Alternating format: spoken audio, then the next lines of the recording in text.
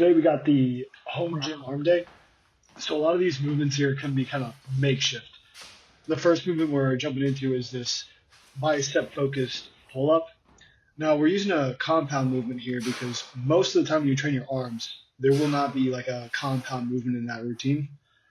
So we're trying this one out here. This is a little bit more experimental, to be honest with you, but I will say the pull you get there through the full bicep is really, really good. If you're not trying these, throw them into the routine, run them through a cycle, see if you like them. I'm liking them. I think they're pretty good overall. Next on the list, we are going into dips. This is another one of those examples of trying to use the compound movements to build these smaller auxiliary muscles here. So once again, most of the time, we really just kind of isolate the muscle down and hammer it out. And I want to say that there's nothing wrong with going that direction. What we're trying out in this video, in this training cycle for myself, we'll say, is using these bigger compound lifts that take these joints, multiple joints through the muscle action to see if it really kind of translates into more strength. And once again, overall, I've been running this for around, let's say about 4 weeks, 5 weeks. It's been pretty good. I've seen a lot of the movements go up. The biceps for the pull-ups have been much better off. Tricep dips. My bench press has gone up with this one.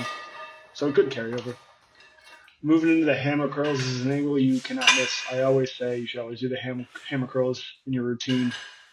They're good. They're solid. But they're kind of staple. This isn't anything new or special. If you've seen any of the other videos I've done before, it's the same thing. These probably won't ever leave my routine, maybe in different ways, but always going to throw a hammer curl in there one way, shape, or form.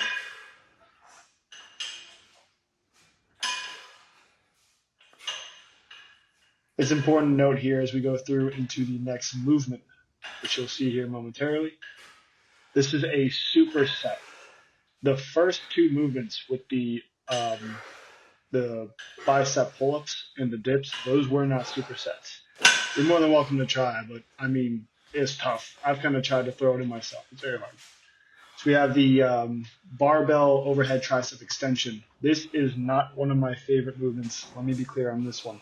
However, I am kind of limited in just using the plate to go overhead. It's not enough weight to really hit what I was trying to hit.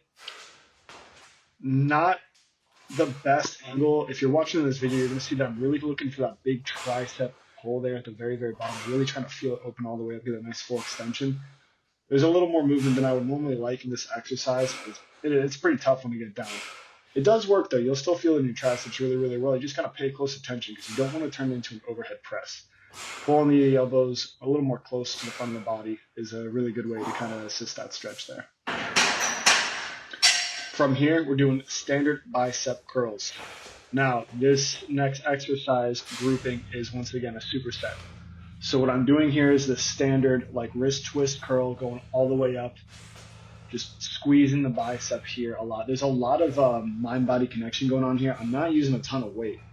I am using the volume, and a little side note as we move through this set here, there is no rest at all between every set that goes through here.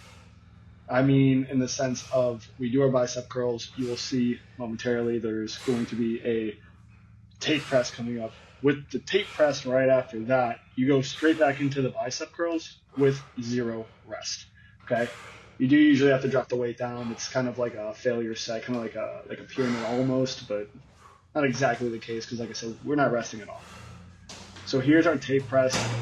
Once again, I'm not the biggest fan of this movement, but it's not bad at all. You just got to be very mindful of how you're completing the reps. I do a much better job here keeping the elbows locked into position so that I can really feel the tricep stretch here and also open up at the very top. I can squeeze. It is a good movement. I will say I'm a huge fan of cables when it comes to stuff like this. I had the cable racket in the home gym. You'd see me using the cables for a very similar movement. But if you kind of pay close enough attention to have done this before, you'd see it's pretty similar. So that's going to be our whole arm day there. 6 movements.